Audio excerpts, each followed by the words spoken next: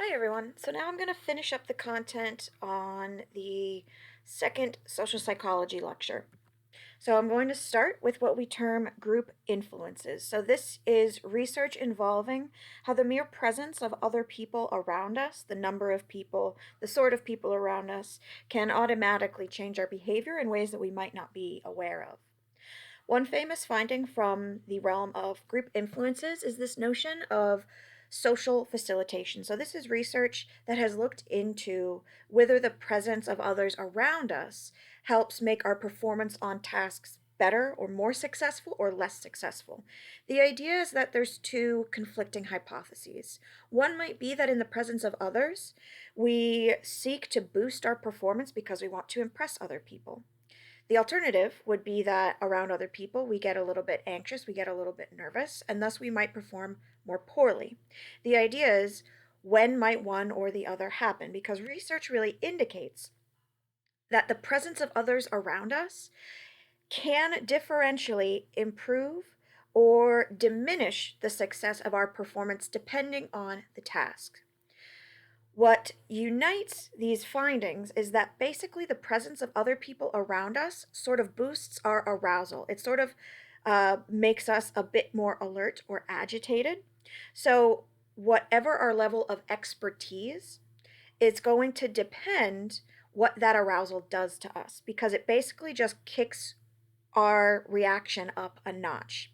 So the idea is if we are sort of in a more excited or aroused state, the presence of others is going to intensify our performance. And if we are an expert, we're actually going to perform better. So it's found that among people who are experts, let's say expert athletes, people who are very successful at, let's say, playing a game like pool, professionals, they tend to do better when they're around other people. If it's a task that the arousal is going to get in the way of your concentration because you're not an expert, the presence of others will actually make your performance worse. So if you're a novice pool player and you kind of suck at it, if you engage in that behavior around other people, you'll actually be worse at it. So in answering the question, what does the presence of other people's do to the success of our performance? The research indicates that it basically depends on the task that you're doing and how successful you are at it.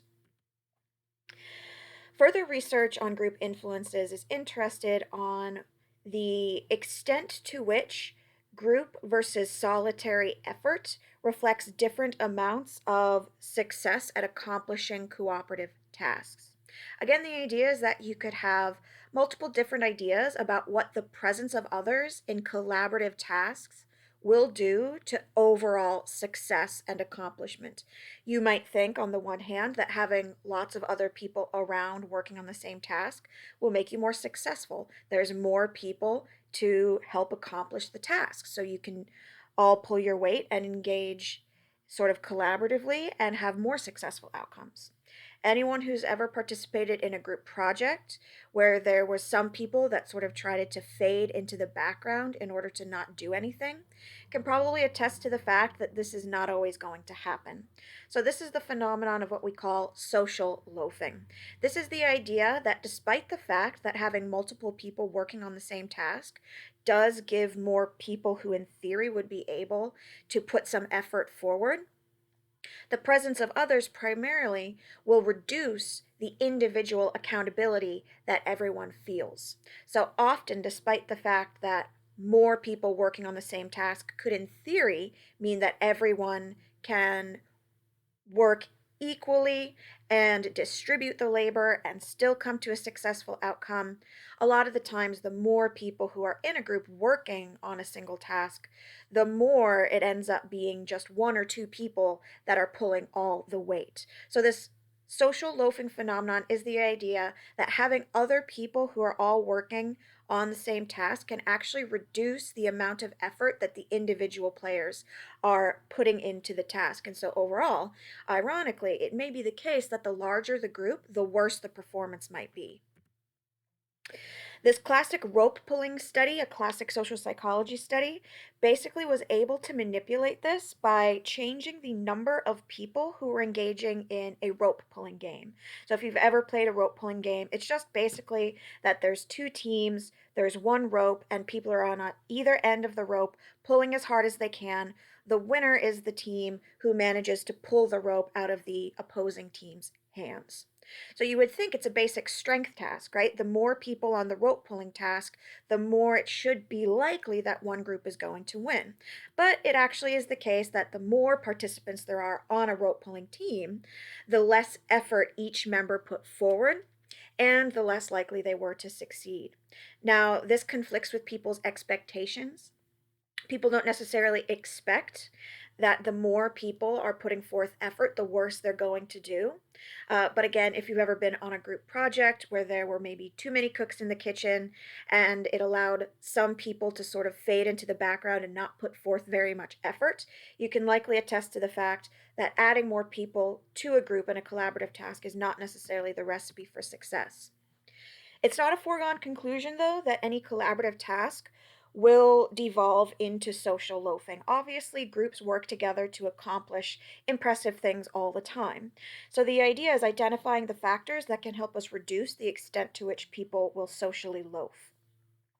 Things like enforcing individual accountability. The idea of social loafing is that when there's more people working together, the less you feel like you're in the spotlight and you are being personally evaluated.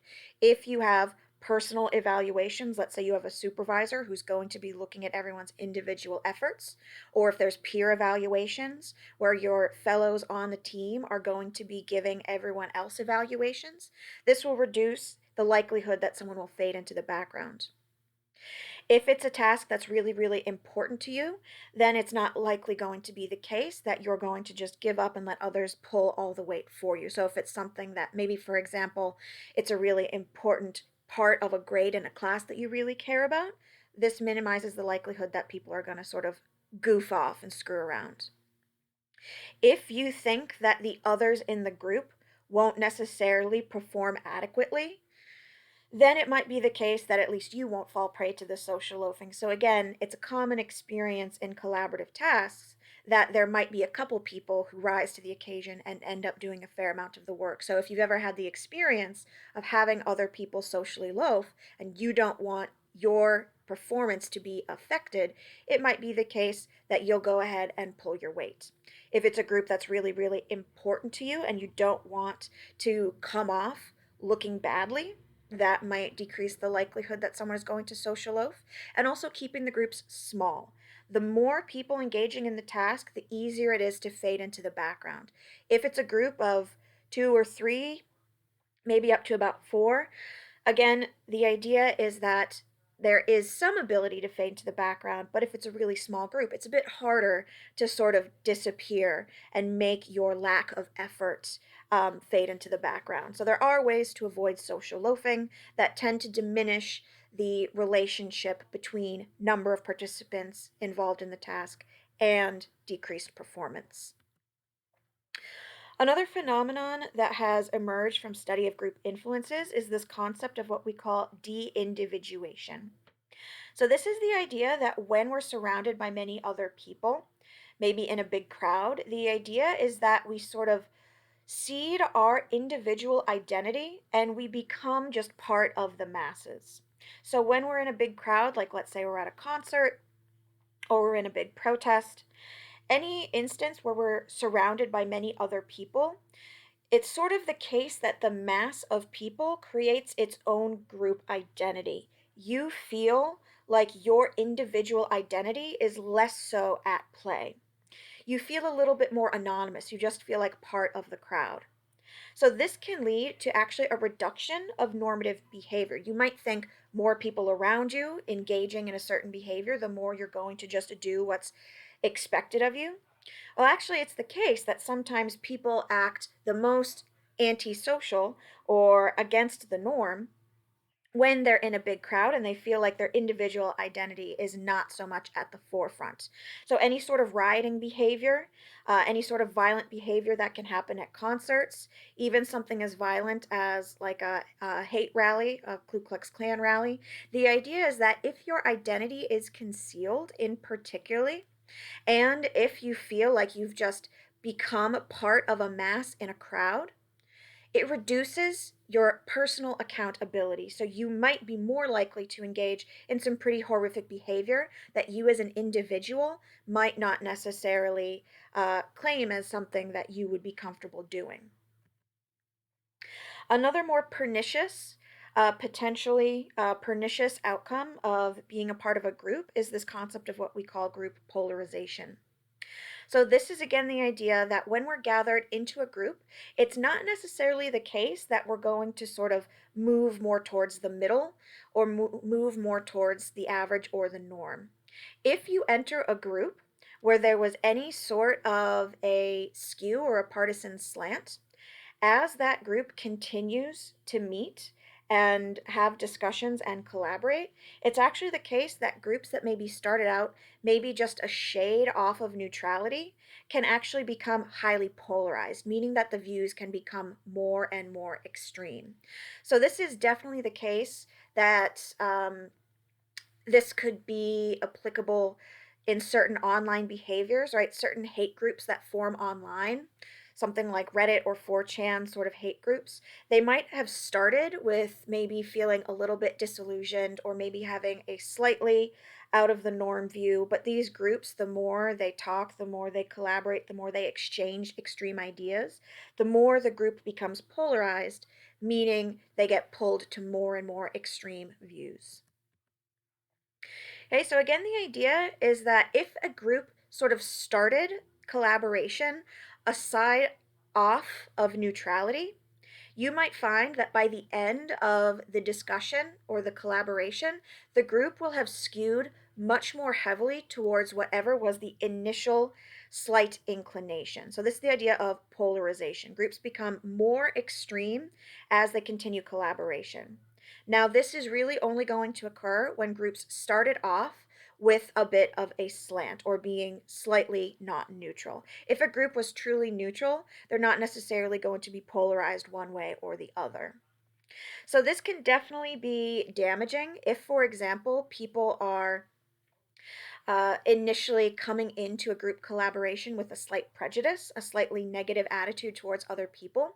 It could be the case that collaborating or discussing with a group that has similarly prejudicial attitudes can skew that prejudice even further. But of course, it's going to depend on what the slant or the attitude that groups had coming into the discussion had. So, if let's say a group that was low on prejudice or that was biased towards a positive outcome, again, polarization is going to push the group more so in the direction that they were only slightly inclined towards at the outset. So, this is really just going to come down to what was the slant that the group had initially, and is the group going to be pushed towards a bad extreme or maybe a positive? Okay, and then lastly, another negative outcome of being the part of a group, so just the effect that being part of a group can have on you, is this concept of what we call group think. So, this is particularly going to be a problem in groups in which getting along harmoniously and having a high level of agreement is a value that the group espouses. So, the idea is that when groups who value cohesion get together, it can actually end up diminishing the free exchange of ideas. So, as groups gather and they are valuing coming to an agreement, people who might have come in with individual ideas that would maybe go against the grain, that might provide an alternative opinion that would end up making the group come to a better outcome. People in these sorts of groups tend to suppress their out of the norm thinking, and it keeps the group from having a full-fledged realistic assessment of what all of the options are. It sort of traps the group into a box. And so classic historical examples have been used to indicate the perniciousness or the negative impact that groupthink could have. For example, the explosion of the Challenger shuttlecraft or the Bay of Pigs invasion of Cuba by the JFK administration in the United States. The idea with both of these were that there were very, very intelligent and hardworking groups who were responsible for the disaster of the Challenger and the horrifically misguided Bay of Pigs invasion. These are really smart people who had a lot of good ideas, but the group ended up coming to really, really bad decisions. The idea is that groupthink took hold, and that the group, in the interest of coming to a consensus and an agreement and promoting cohesion, were not openly discussing all of the possible negative downsides that would come from the ideas that they were pursuing. So, groupthink obviously can happen to any group, even if people come in with the best of intentions, even if it's a group comprised of intelligent or hardworking people. So the idea is that any group that maybe might have all of the preconditions of arriving to a groupthink, groups just need to try and impose some boundaries on the way the group works together to try and avoid this. So if at the beginning of the group collaboration, people avoid endorsing a preliminary position, right? If someone doesn't come right out the gate stating what a position is, it's less likely that people are going to want to coalesce around the position that was stated at the beginning of the meeting. People should have time to think by themselves and maybe take some notes and think about their ideas before coming together in a group. Having a pre-designated devil's advocate, so someone who has particularly put themselves in the position where they're going to argue against all of the suggestions, not necessarily because they have that position genuinely, but just because having a devil's advocate side expressed helps bring to light certain downsides of stated positions. Seeking people outside of the group to come in and provide constructive criticism can help fight that impetus, that desire for group cohesion, and being very, very clear that people should be comfortable voicing their doubts and concerns. So the idea is we know that groupthink can happen, and as with these other negative group influence phenomena, we want to know how we can counteract them. The idea is if we want groups to help people be more successful, to help projects be more successful, to help prevent disastrous group outcomes, to prevent groups from engaging in negative or violent behavior. The idea is we've identified all of these group influence phenomenon and we know ways that we can counteract them. Okay, now moving on to helping behavior. So, a little bit more of a positive side of what social psychology looks into. The idea is that social psychology can help us understand sort of the worst of the worst. Why do people engage in violent behavior? But it can also help us understand why sometimes people do the right thing. So, in what conditions would somebody go out of their way to help another individual? So, plenty of social psych research has focused on what drives us to help versus fail to help. Okay, so in terms of thinking about helping as a phenomenon, the idea is that philosophically, whether or not humans are capable of a completely unselfish regard for other people, right? Altruism is basically the idea that we have the capacity to do something that's good for others, completely disassociated from what it does for ourselves, right? If we're talking about helping in altruism, it's hard to say whether or not it truly exists in a sort of a philosophical sense. Do we ever help purely for the welfare of others without any sort of payback for ourselves? Do we ever help for unselfish reasons? Now, research definitely indicates that people like to help. It makes people feel good to help. So, this does sort of undermine this idea of theoretically pure altruism, of helping without getting anything out of it for yourself. I would argue that on that sort of philosophical question, it kind of doesn't matter. If humans have evolved to want to help other people because it makes us feel good, yes, it might negate this theoretically pure quote unquote altruism, but I would say, in a real sense of how people interact with one another, it doesn't matter. it doesn't matter that it brings us joy to help other people, and it doesn't negate the value of helping other people. So even if you were to argue that there is no such thing as pure altruism, we know that people love to help other people, and we know that people will at times help people and will often do so at great personal sacrifice. If people do that because they ultimately will end up feeling better about themselves, me personally, I'm of the position that it doesn't matter. Helping is helping, and if there are people out there who are willing to help, even if it comes with personal sacrifice, I would say it doesn't matter if they get something out of it. I would say that the pro social nature of humans, the fact that we do like to help other people, is one of the best aspects of our human experience. Now, unfortunately, a lot of the helping research in psychology is not all sunshine and rainbows. It unfortunately does come about from research that has been interested in what we call the bystander effect. So, this is the idea that despite the fact that people are inclined to help and we do like helping other people when we can, there's an unfortunate phenomenon whereby often people will stand by in a scenario where another person needs help, and we will fail to help someone who could really benefit from our assistance. Now, the sick irony of the bystander effect is that a fair amount of research has found that actually the presence of other people around us actually reduces the likelihood that any one single individual will rise to the occasion and help out.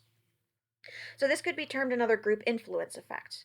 The basic idea is that we can manipulate or change the amount of people surrounding an individual in a scenario, and actually more people in a gathering will reduce the likelihood that any one single person will help out.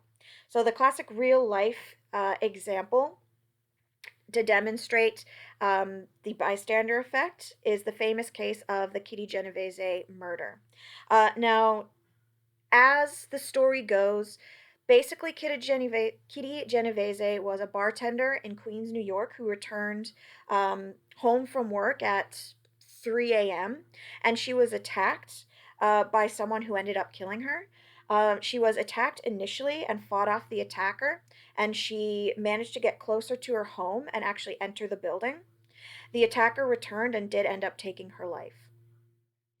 Now, the story was reported, and initially, for decades, the story basically said that there were many people in the apartment building and surrounding buildings who heard Kitty crying for help and they saw the attacker, and that nobody called the police or went outside to help her. Now, this would be a very sad demonstration of the bystander effect. The idea that there were so many people watching from the windows, see someone outside clearly in distress, clearly in needing of help, and didn't end up assisting her in any way. It's important to note that the history of the Kitty Genovese murder, further information and investigation has indicated that actually a fair amount of people did try to help. Many people did call the police. And there was even at least one individual who did go outside to yell the attacker away, which was maybe why initially the attacker left Kitty.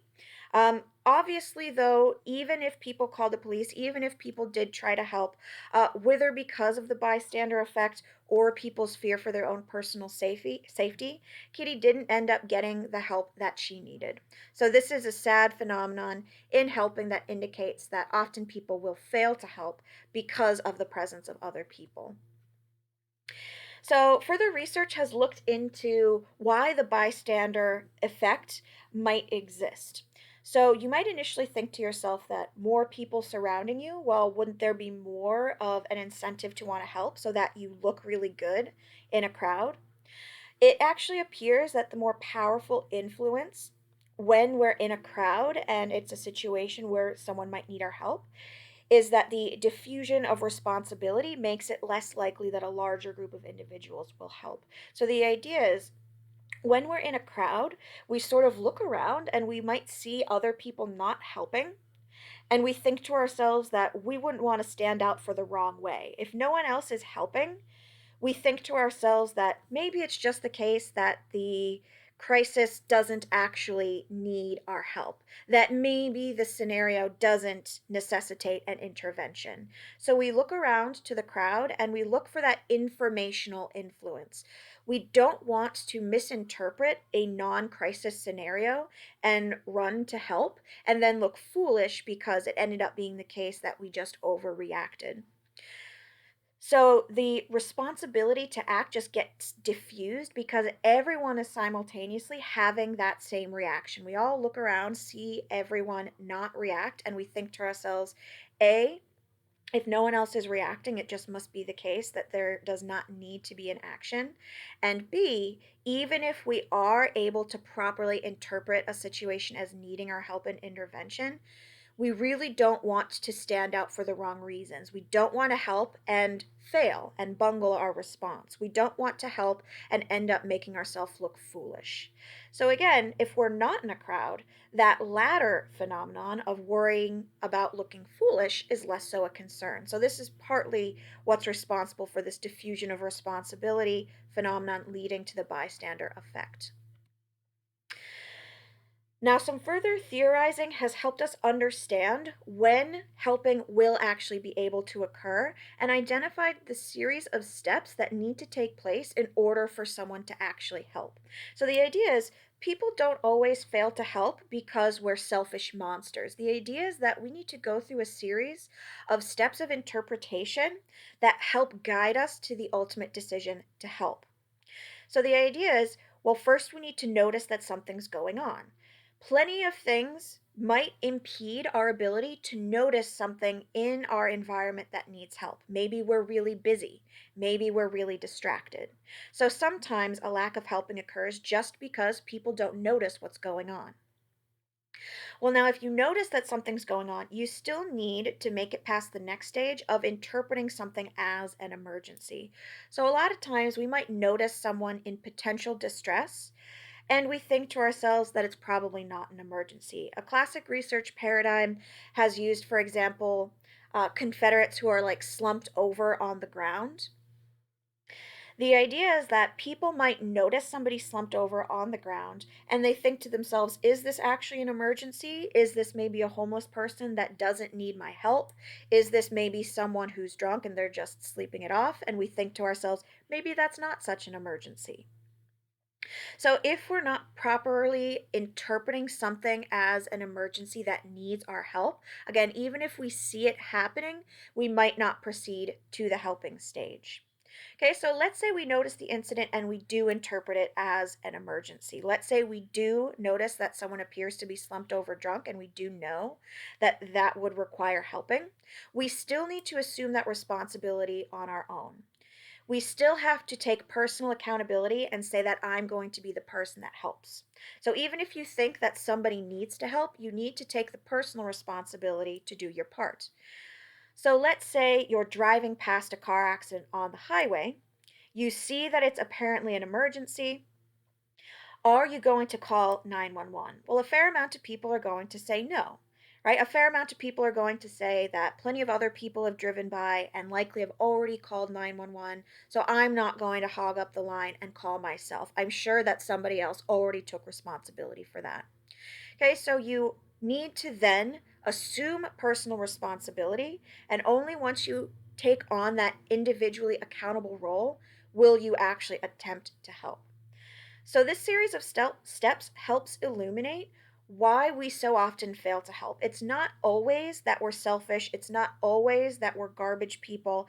It's that we have to proceed through all these steps, and there's the ability to get caught up at any one of these steps, and a failure to properly make it past each of these steps will impede the likelihood that we're going to help out. Now, we can use all of this research to help promote the likelihood that somebody will help. So, we can basically take all of these factors and reverse them to try and encourage people to help out in places and times when it would be appropriate. So, for example, we know that bystanders are most likely to help when there are certain factors present about the person who would be needing that assistance. So, if it's very apparent that somebody does need help, if they ask for help, it's a lot more likely that somebody's going to help them out. Additionally, people are more likely to help out someone who is similar to themselves, whether because of an in group bias or a feeling of comfort through similarity. Additionally, people, men and women, are more likely to help out a woman. So women are more likely to help out a fellow woman, and men are more likely to help out a woman. You think of lots of possible explanations for why this might be the case, right? Women are going to help out women because A, it's a similar other. B, you might feel more safe helping out a woman. Helping out a strange man might just feel a little bit more dangerous. For why men tend to help out women more, obviously there's an explanation that men might be more interested in impressing women. Basically, by and large, the research does indicate that factors about the person needing help might sway us towards or against helping. Additionally, there's a fair amount of research that rural areas and small towns tend to see more helping out behavior. This makes sense for a number of reasons based on factors I've described. If you're in a large metropolitan city area, right, there's just a lot more distraction, a lot more going on. So it might be harder for people to even make it past that noticing an emergency step. Cultural norms surrounding helping might be more so in effect in rural areas. So, again, there are situational factors and factors about the person to be helped that can help encourage helping. Things that can be true about the person who might give the help. So, for example, if upon encountering a person that needs help, we're feeling particularly guilty in that moment, if we see someone else trying to help, if even one other person is already trying to help, right, that helps get us past that point of noticing and interpreting as an emergency, and it can help prime those normative influences of we see someone else doing something, and so we now think it's appropriate to do the same.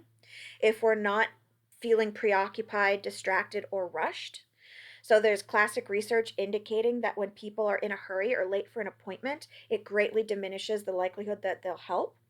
Okay, so if we don't have anything particularly pressing on our time or our minds, it's a lot more likely that will help. And then some feel good research. One of the strongest predictors of helping is if we're feeling good, we're a lot more likely to help. If we're feeling down, if we're feeling bad, it's a lot less likely that we'll be able to expend our energy helping someone else. So, putting people in a good mood and helping people feel good, that's going to greatly improve the likelihood that people are going to want to help. Okay, additionally, again, people like to help. Even though there are so many ways that helping can get interrupted and that people can sometimes fail to get the help that they need because of factors having to do with us, the potential helpers, things having to do with the situations, it is definitely the case that people do have this desire to want to help other people. It is a norm. And so, as with other norms, we can kind of prime this as a norm and we can encourage helping by framing it as a normative behavior. So, for example, we know that one norm that people engage in is the idea of social exchange. So sometimes we help because we know we're going to get something out of it. So if we know that we're going to get some sort of benefit or reward, people are a lot more likely to help. So again, this does not necessarily speak to human altruism, but the idea is that if we give something to someone, they are motivated to help us out in kind. So, this idea of social exchange doesn't need to be a bad thing. It's the idea that we're all here helping out each other. Okay, similarly, this idea of reciprocity. The idea that if somebody helps us out, we're going to want to help them out in the future. We want to repay people for what they have done for us in the past. So, the idea is somebody just needs to go first. In priming this reciprocity norm, the idea is that you can get that started.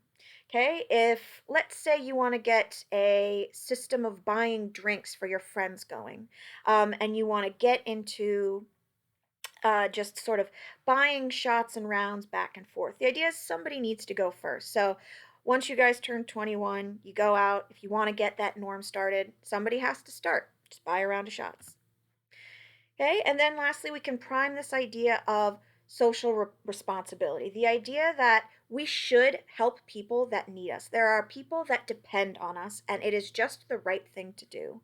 So, this is something that we obviously fail to live up to, but this is something that most people do accept as a social norm that we should aspire to. So, the idea that there are people that just need our help children, the poor, the homeless, the disabled. The idea is that there are people that need help. and that it is our responsibility as people who can provide help to help out the people that need it. So these are all norms that we can use to help encourage people to help. And again, it's not necessarily the purest form of altruism, but helping is helping. And if we can encourage people to engage in some of the most positive pro social behavior we're capable of, I would say no matter what drove it, what influenced it, it's a good thing. Okay, I'm going to pause there and post part two of part two later on. So I'm going to pause it there.